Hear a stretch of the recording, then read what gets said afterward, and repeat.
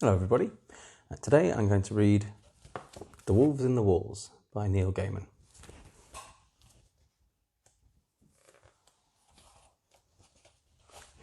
Lucy walked around the house. Inside the house, everything was quiet. Her mother was putting homemade jam into pots. Her father was out at his job, playing the tuba. Her brother was in the living room, playing video games. Lucy heard noises. The noises were coming from inside the walls. They were hustling noises and bustling noises. They were crinkling noises and crackling noises. They were sneaking, creeping, crumpling noises. Lucy knew what kinds of things make noises like that in the walls of big old houses, and she went and told her mother. "There's wolves in the walls," Lucy said to her mother. "I can hear them." "No," said her mother, "there are no wolves in the walls. You must be hearing mice, I suppose." "Wolves," said Lucy. "I'm sure it's not wolves," said her mother. "For you know what they say. If the wolves come out of the walls, it's all over." "What's all over?" asked Lucy. "It," said her mother. "Everybody knows that." Lucy picked up her pig puppet doll, which she'd had since she was a little baby. "I don't think it sounds like mice," she said to Pig Puppet. In the middle of the night, when everything was still, she heard clawing and gnawing, nibbling and squabbling. She could hear the wolves in the walls plotting their wolfish plots, hatching their wolfish schemes. In the day, Lucy felt eyes upon her, watching her from the cracks, from the holes in the walls. They peeped through the eyes in paintings. She went to talk to her father. "There's wolves in the walls," she told him. "I don't think there are, Poppet," he told her. "You have an overactive imagination. Perhaps the noises you heard come from rats. Sometimes you get rats in big old houses like this." "It's wolves," said Lucy. "I can feel it in my tummy, and Pig Puppet thinks it's wolves as well." "You can tell your puppet," began her father, and then said, "Why am I asking you to tell her anything? She's just a puppet." Lucy patted Pig Puppet's head so she wouldn't be offended. "Anyway, you know what they say about wolves," said her father. "If the wolves come out of the walls, it's all over." "Who says that?" asked Lucy. "People. Everyone, you know," said her father, and went back to practicing the tuba. She was drawing a picture when she heard the noises again. Scrambling, rambling, rustling in the walls. "There's wolves in the walls," she told her brother. "Bats," he said. "You think it's bats?" "No," he said. "I think you're bats." And he laughed for a long time at his own joke, even though it wasn't a particularly good one. "I am not bats," said Lucy. "I am telling you there are wolves in the walls." "First," he said, "there are no wolves in this part of the world. Secondly, wolves don't live in walls. Only mice and rats and bats and things live in walls. And third, if the wolves come out of the walls, it's all over." "Who says?" asked Lucy. "Mr. Wilson at school," said her brother. "He teaches us about wolves and things." "And how does he know?" asked Lucy. "Everybody knows," said her brother, and he went back to doing his homework. The next day the noises were louder. "We have to do something about those mice," said her mother. "Pesky rats," said her father. "I'll call someone about them in the morning." "It's bats, I know it is," said her brother happily. "I shall ensure that I sleep with my neck exposed tonight in case one of them is a vampire bat, and then if he bites me I shall be able to fly and sleep in a coffin and never have to go to school in the daytime ever again." But Lucy didn't think it was mice or rats or bats. She shook her head at this sad display of ignorance. Then she cleaned her teeth, and she kissed her mother and father, and she took herself off to bed. The old house made no noises that night.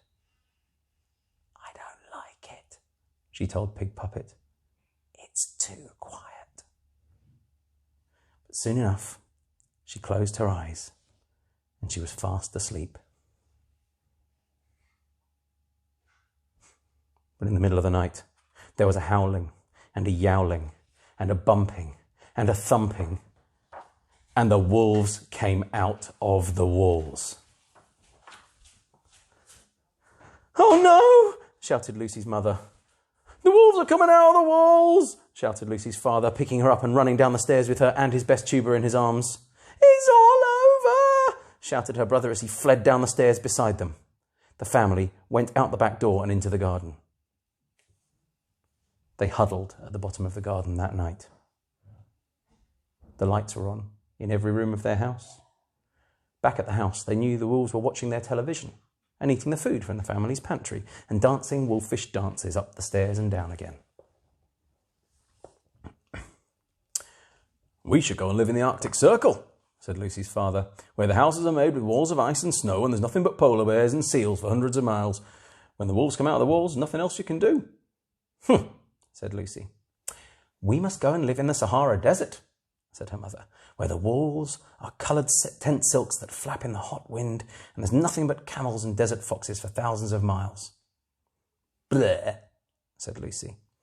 "I think we should go and live in outer space," said her brother. "We could live in an orbiting space station with metal walls with lights on that blink and flash and nothing but foozles and squassocks for billions of miles." "What are foozles and squassocks?" asked Lucy.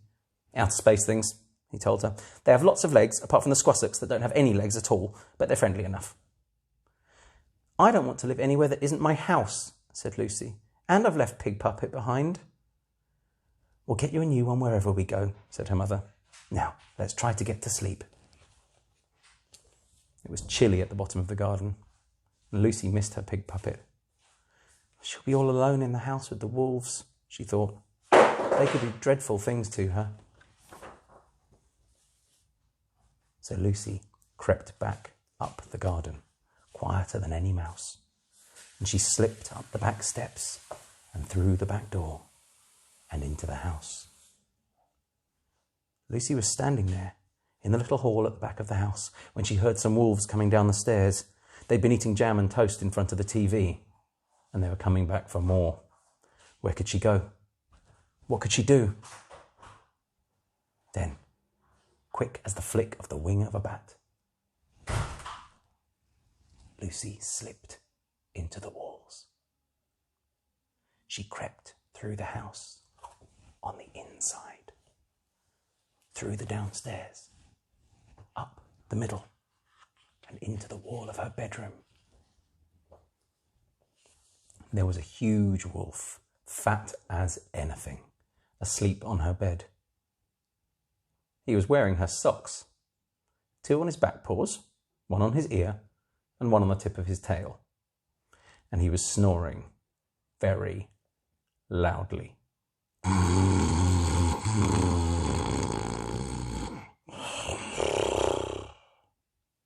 Lucy pushed open the picture that hung over her bed, and she climbed down, carefully, quietly, and she picked up Pig Puppet from the floor and gave her a hug.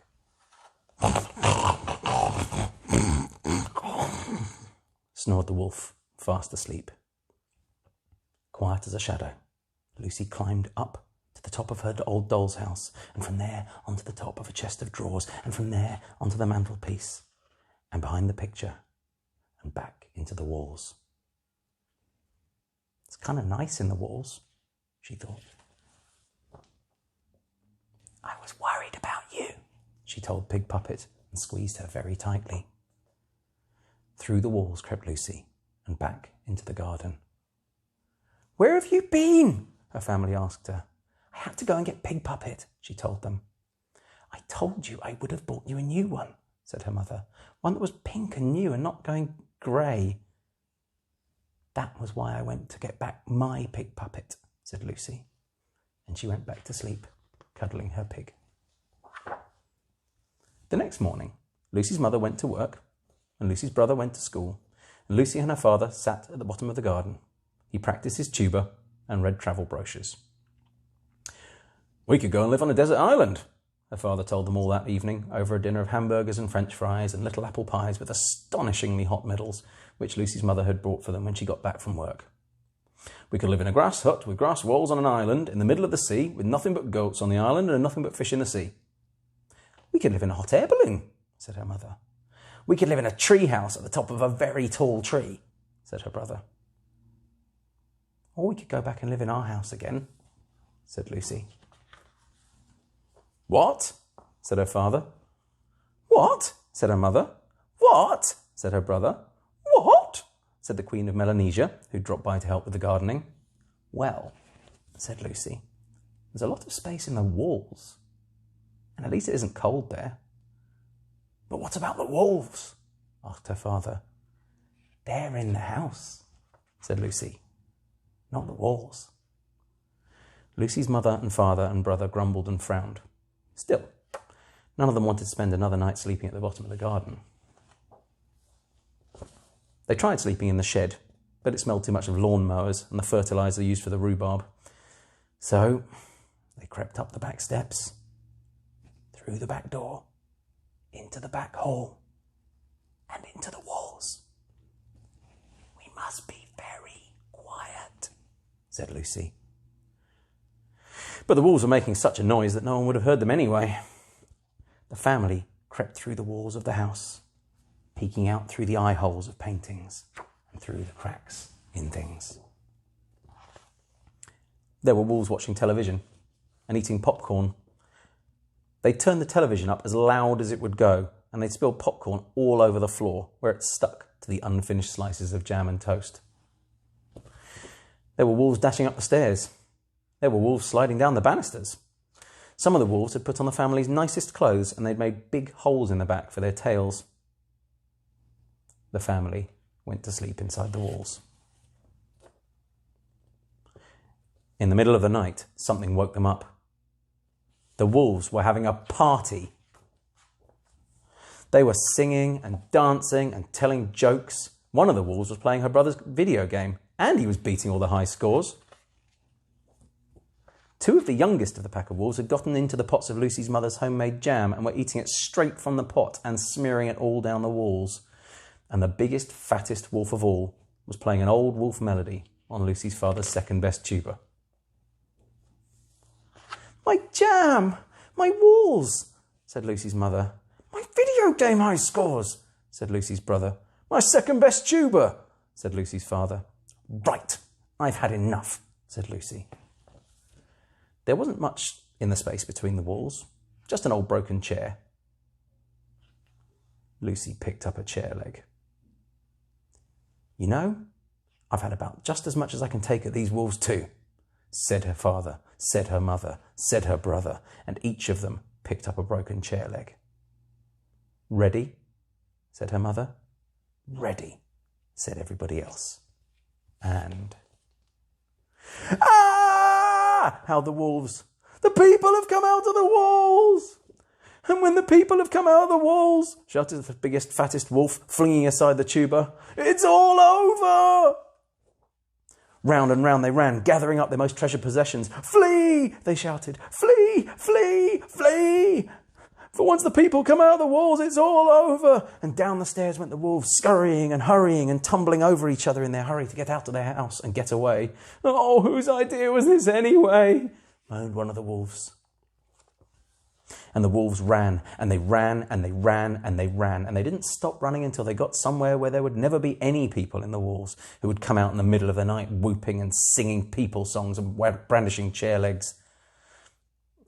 And whether they went to the Arctic, or the desert, or outer space, or somewhere else entirely, nobody knows. But from that day to this, those wolves have never been seen again. It took the family several days of cleaning up to make the house look anything like it did before the wolves came out of the walls. But eventually, everything was back the way it had been before. Except for Lucy's father's second-best tuba, which had sustained some severe jam damage. So, Lucy's father sold his second-best tuba and bought a sousaphone instead, which he really always wanted. And then everything went back to normal. Until Lucy noticed something funny. She heard rustlings and scratchings and squeezings and creakings in the house. And then, one night, she heard a noise that sounded exactly like an elephant trying very hard not to sneeze. She went and got Pig Puppet. "Do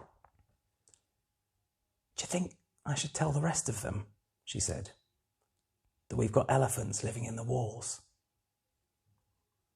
"I'm sure they'll find out soon enough," said Pig Puppet. And they did.